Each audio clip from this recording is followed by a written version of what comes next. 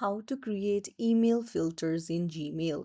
Hey everyone, welcome back to the channel. If you are new here, don't forget to hit the subscribe button and turn on the notification bell to not miss any updates. In today's video, I'm going to show you how you can easily create email filters in your Gmail. Let's get started. Open up your browser and then head over to your Gmail account. Go to the gear icon in the top right and then tap on see all settings.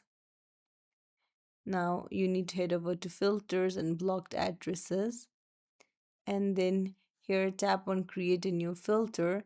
You can create a filter. For example, you can put in the email address of the person, like from or to, like the subject, or has the words like let's say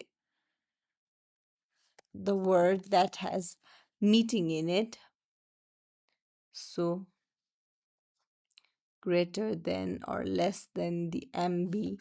You can choose according to your preference, like doesn't have the word work, and then you can choose has attachment, don't include chats, or just untick it and then hit search. So there you go. That's how you put in email filters and then find your emails easily. If you found this tutorial helpful, don't forget to like the video and subscribe to our channel. Thank you for watching.